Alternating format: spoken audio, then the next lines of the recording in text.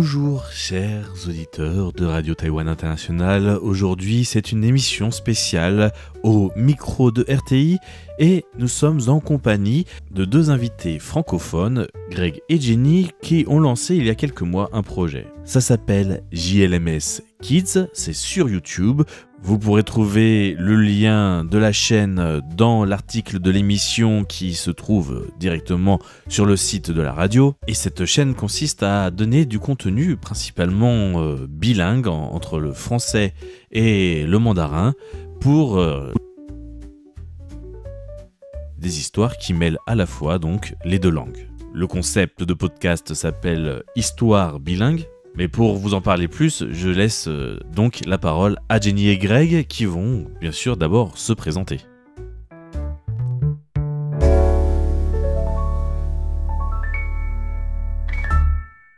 Bonjour, je m'appelle Jenny et je suis fondatrice de JL Mandarin School. Et donc principalement, je suis prof de mandarin en français. Et j'enseigne le mandarin traditionnel, ça veut dire c'est plutôt le mandarin, on l'utilise ici à Taïwan. Et moi je suis Greg et je travaille dans une école internationale ici à Taipei où on enseigne aux enfants tout le cursus scolaire en français, en anglais et en chinois. Donc je travaille au quotidien avec des enfants en bas âge, en maternelle et aussi en primaire. Depuis plusieurs années, je m'amuse à trouver des façons toujours plus ludiques de transmettre l'enseignement, de manière à ce que les enfants prennent du plaisir et apprennent sans même s'en apercevoir. D'accord. Alors, Jenny, peut-être on va commencer. Pourquoi le français? Pourquoi la France? Et après, on passera à toi, Greg, pour nous expliquer pourquoi Taïwan. Parce que c'était mon major. Ta spécialité? Mes spécialités à l'université. Mm-hmm. Et c'est pour ça que j'ai appris le français. D'accord. Et j'aimerais bien continuer, À même parler, parler le français. Ouais. D'accord. Oui, c'est ça. Et toi, Greg, pourquoi Taïwan? Donc moi, je suis arrivé à Taïwan il y a à peu près 6 ans, où j'étais venu à l'origine étudier des techniques de soins traditionnels chinois. Et puis ensuite, j'ai commencé à apprendre le mandarin. Et puis ensuite, le Covid est arrivé et a un petit peu chamboulé mes plans. Donc moi qui n'avais pas prévu de rester vivre ici à la base, j'ai fini par recommencer une vie à zéro, trouver un travail, et puis vivre tout simplement de nouvelles opportunités ici. Donc c'est comme ça que je suis arrivé. Passer à l'enseignement à des enfants, on est quand même sur deux mondes différents. C'est vrai que c'est un peu surprenant. C'est deux mondes tout à fait différents. Alors, même ces méthodes de soins traditionnels, c'est quelque chose qui n'était pas du tout dans mon domaine auparavant. Moi, je travaille en restauration. D'accord. Mais je travaillais en restauration et je voyageais autour du monde pour aller découvrir un petit peu des cultures. Donc, c'est des milieux qui semblent très loin, très opposés. Mais au final, c'est des milieux qui se rejoignent puisque c'est du métier de contact avec la personne, que ce soit la restauration, les soins traditionnels ou l'école. C'est des métiers de contact, c'est des métiers où on va apporter un petit plus dans la vie des gens.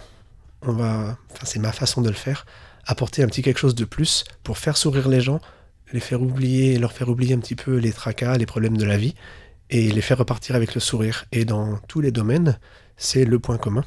Donc j'aime dire que je passe la journée à planter des graines de futur, puisqu'on fait grandir les enfants avec aussi des valeurs, autant qu'avec des compétences.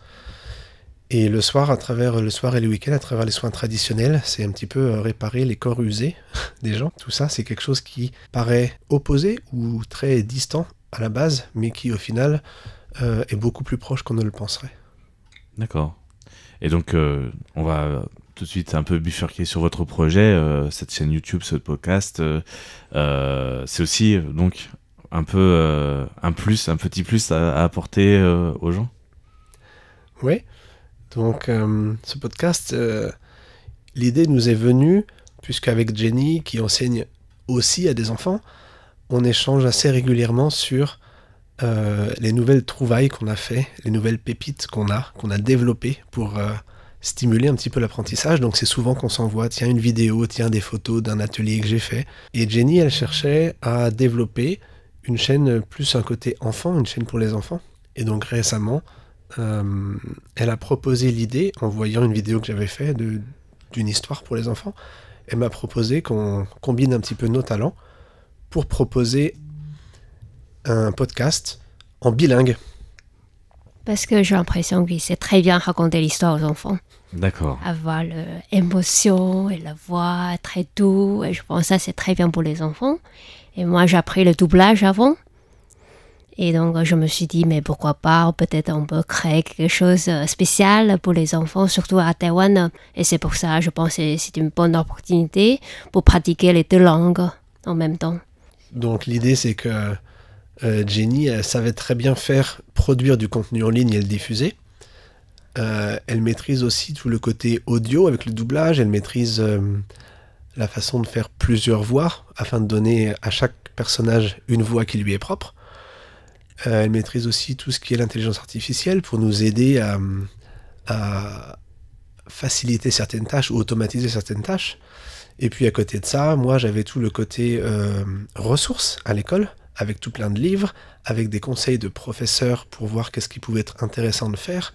Et puis surtout, le plus important, c'est que j'ai un public, une audience, on va dire, avec toutes ces familles, tous ces enfants qui apprennent et le français et le chinois, toutes ces familles qui sont un grand métissage aussi de culture, qui nous permet de toucher et les enfants et les parents.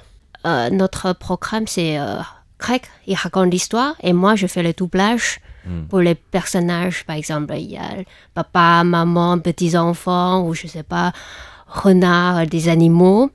Et donc, on a besoin d'un peu de dialogue et la partie français et la partie chinois. Mais avec le livre d'original, on n'a pas tout ça. Mais si je passe beaucoup de temps pour éditer, pour créer moi-même, ça passe beaucoup de temps. Et déjà, c'est pas facile. Si on veut faire beaucoup de l'histoire, c'est trop compliqué. Et c'est pour ça que j'ai essayé de demander à IA me le faire. Mais tout le monde a dit, enfin, avec IA, on peut faire la voix aussi.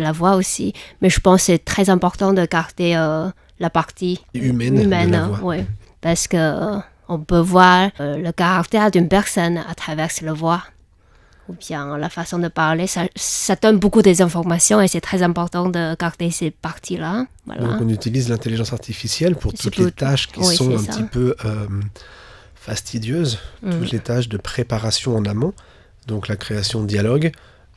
Ça peut aussi des fois simplifier un petit peu le script. Ouais. Ça va aussi nous aider à extraire le contenu écrit du livre, ou même audio, si on part d'une histoire audio, de manière à nous donner un document sur lequel on peut travailler, ajuster. On garde l'intelligence artificielle pour le côté préparation, et on se garde pour nous la partie du jeu, puisque c'est un petit peu un jeu d'acteur. Et c'est la partie la plus plaisante, c'est vraiment l'enregistrement où on enregistre ensemble, côte à côte, et comme ça on peut rebondir sur l'émotion que l'autre transmet dans sa voix. Donc c'est important pour garder cette synergie, un petit peu cette dynamique, de vraiment conserver le côté humain dans la narration. Pour créer une émission à peu près maintenant, pour un compte, vous avez un format spécifique en termes de temps, une limite de temps pour chaque histoire? La limite qu'on a, elle est très simple, c'est le temps d'attention d'un enfant. Ok. Donc, on fait des histoires qui durent entre 6 et 7 minutes à peu près. Il n'y a pas de limite, mais c'est à peu près la moyenne, je crois, pour l'instant. Ouais. Mais c'est un format sous les 10 minutes sur la moyenne de nos vidéos. Ouais. Okay. On préfère faire un format court qui se réécoute avec plaisir plutôt qu'un format long où on perd les gens dans l'écoute. Puisque c'est quand même une écoute active qui demande d'associer deux langues. Et même pour un adulte, ça demande un petit peu d'écoute active. Voilà. Donc on préfère rester sur un format court. Mais du coup, l'intérêt qu'on a trouvé, c'est que ça permet de recréer du temps en famille où les parents peuvent écouter l'histoire avec leurs enfants, où les enfants peuvent écouter avec leurs plus grands frères et sœurs aussi, puisqu'on n'est plus limité à une histoire basique pour des petits-enfants de 4 ou 5 ans. Le fait d'introduire deux langues, ça permet à tout le monde d'y trouver un petit peu de la matière à aller apprendre et à aller réfléchir. Donc du coup, tout le monde s'y retrouve. Des parents nous ont dit que leurs enfants n'aimaient pas écouter d'histoires en chinois, uniquement en français, ou l'inverse, suivant les nationalités des enfants, et qu'avec ce format-là, les enfants absorbent la seconde langue sans même s'en apercevoir. Je vois. Parce qu'ils prennent du plaisir, et ils écoutent, et ils sont surpris d'avoir au milieu de l'histoire la langue qui change, mais ça les amuse. Et du coup, vu ils ont compris qu'il y a une alternance, et donc ils restent attentifs parce qu'ils savent que derrière, ils vont retrouver leur langue à eux. Et donc du coup, ça permet d'apprendre même si on ne maîtrise pas parfaitement la langue. Je vais peut-être faire un petit état de la chaîne. Donc la chaîne YouTube s'appelle JLMS Kids. Oui. Et il y a 5 histoires actuellement en ligne. Oui, pour l'instant, oui. Donc des histoires que en tant que francophone, on connaît à peu près tous, hein, pour certaines. Le lièvre et la tortue, le corbeau et le renard. Il y a Boucle d'or et les 3 ours. Et il y a aussi donc le secret de l'arbre à goûter, c'est ça? Oui. Et enfin, le placard interdit. Des histoires peut-être un peu moins connues du grand public en France, qu'on n'a pas forcément tous connues. Plus jeune, on va dire. Mais voilà, c'est voilà pour les 5 histoires. Il y a aussi donc 2 petites vidéos d'introduction pour savoir compter de 0 à 10 en chinois, et aussi pour apprendre les couleurs en mandarin. Et donc voilà, c'est ce qu'il y a actuellement. Vous avez commencé la chaîne il n'y a pas si longtemps que ça, hein, il y a quelques mois seulement. Et donc déjà, quel est votre objectif? Est-ce que vous avez un objectif fixé en termes de quantité ou de projet par rapport à cette chaîne d'ici la fin de l'année peut-être, ou un peu plus tard? Pour moi, comme ça, c'est le side project et je fais ça avec plaisir. Donc pour moi, pour l'instant, j'ai pas vraiment objectif fixe. Ouais.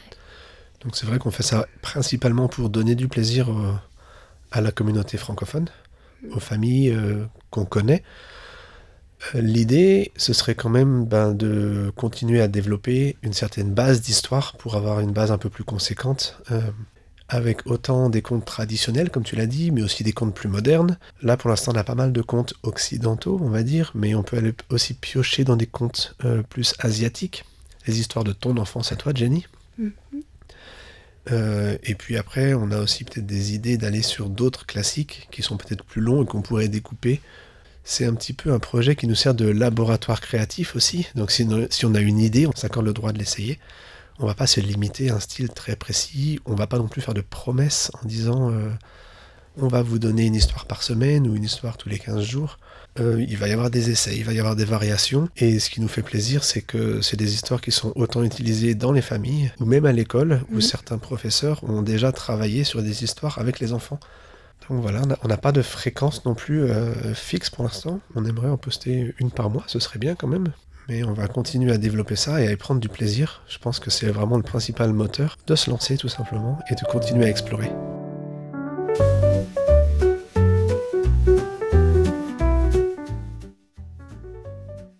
Voilà, le témoignage de Greg et Jenny touche déjà à sa fin. Merci à eux de nous avoir accordé un peu de temps pour parler de leur projet des histoires bilingues sur la chaîne YouTube JLMS Kids, dont vous retrouverez le lien dans l'article de l'émission. Et je vous invite à soutenir le projet en vous abonnant, c'est ce qu'il y a de plus important sur YouTube, à s'abonner, mettre des pouces à chaque contenu, des petits pouces sur le côté si vous connaissez le système de YouTube, ça fonctionne comme ça. Et enfin, mettre des commentaires, réagir et interagir avec les contenus de Jenny et de Greg.